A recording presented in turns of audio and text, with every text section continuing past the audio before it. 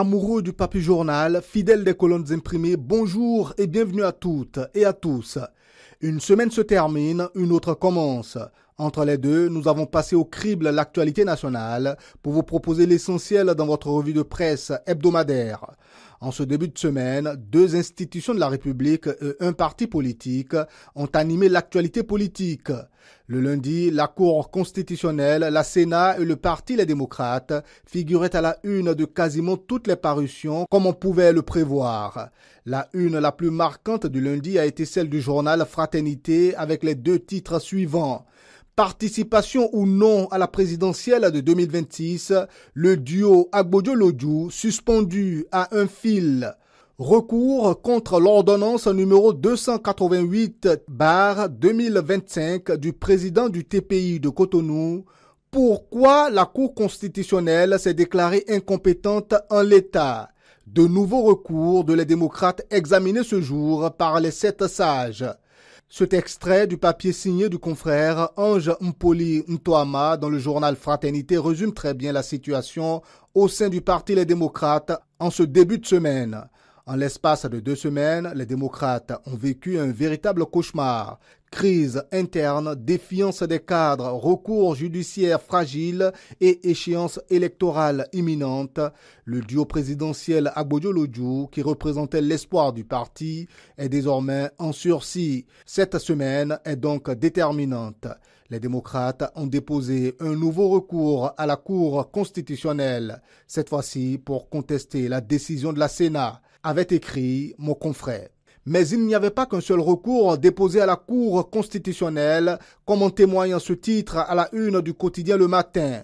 Présidentielle de 2026, contentieux électoral, le duo candidat Renaud Agbojo et Jude Lodjou saisit la Cour constitutionnelle. 4 procédures d'urgence et 2 questions administratives au menu des travaux.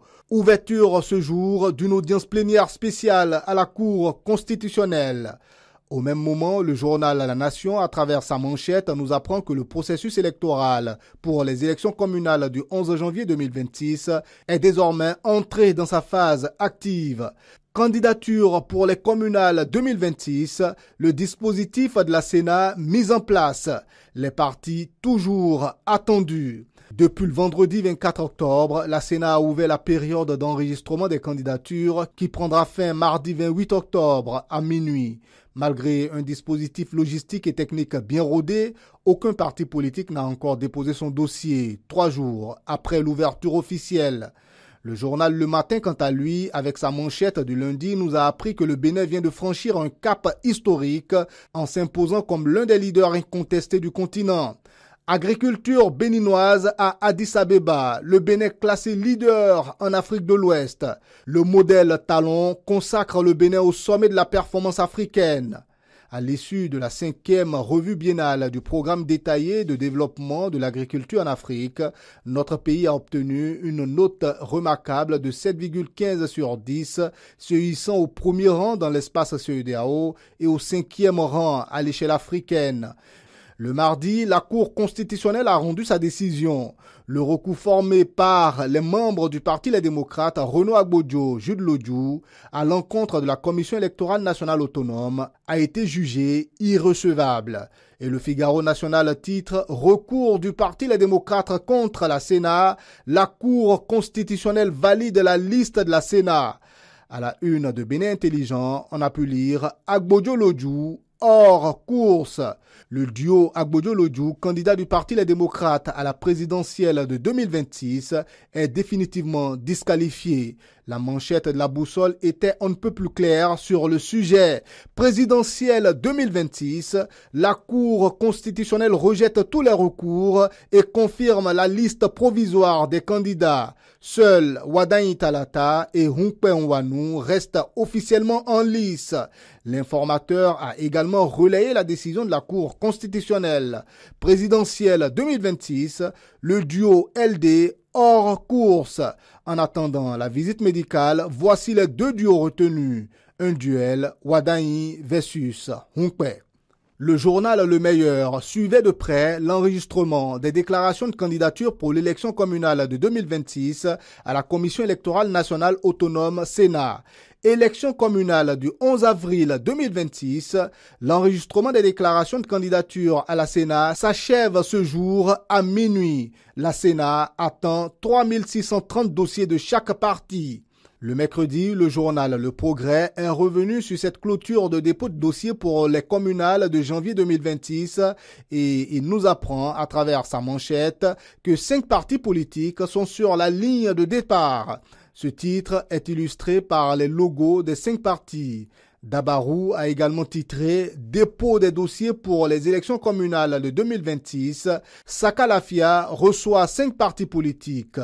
L'information qui a eu le plus grand retentissement à la une de la presse ce mercredi a été le retrait de la vie politique de Maître Renaud Agbodio. Les 4 vérités y a consacré le titre suivant. Présidentielle 2026 au Bénin, les démocrates éliminés de la course. Maître Agbodio annonce son retrait de la vie politique et le journal reprend un court extrait de la déclaration de Maître Agbodio. Romuald Wadaï, votre responsabilité dans la conduite de la destinée du Bénin sera grande, dit-il. Matin Libre, le mercredi, nous proposait plutôt cette analyse. Politique sous talon, régime trop fort ou opposition mal inspirée. Dans les premières lignes de son papier, le confrère nous résume son analyse en une seule phrase.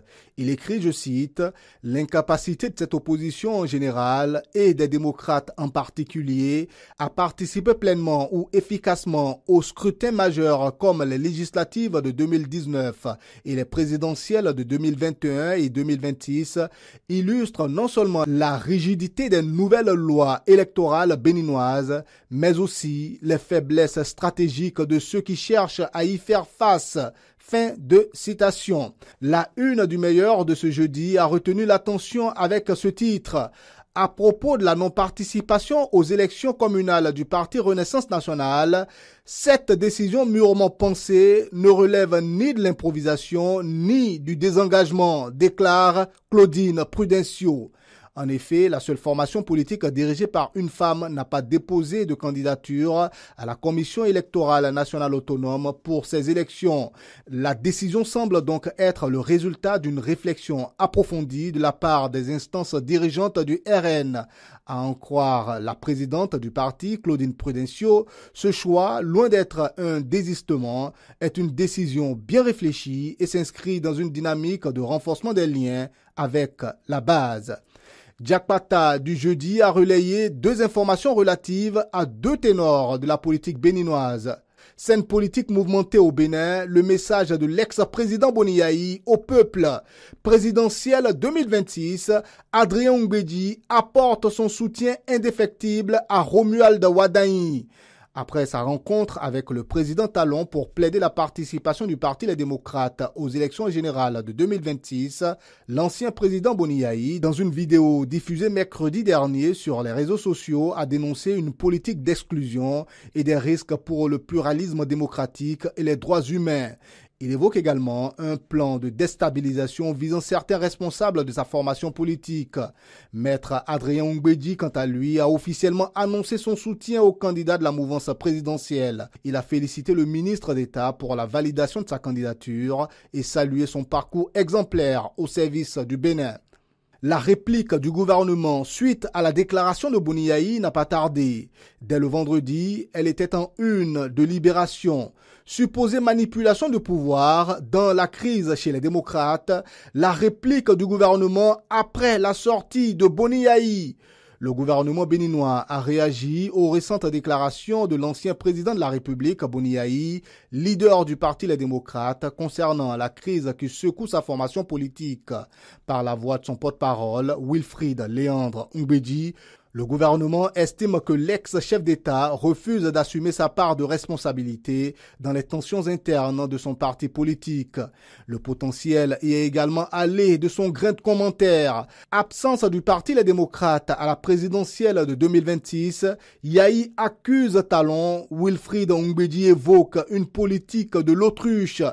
Adiaché News du vendredi a dédié sa manchette à l'ouverture de la dernière session parlementaire de la 9e législature. Assemblée nationale, la dernière session de la 9e législature s'ouvre ce vendredi. Et c'est justement de l'Assemblée nationale que provient le coup de tonnerre qui résonne à nouveau avec fracas au sein du Parti Les Démocrates.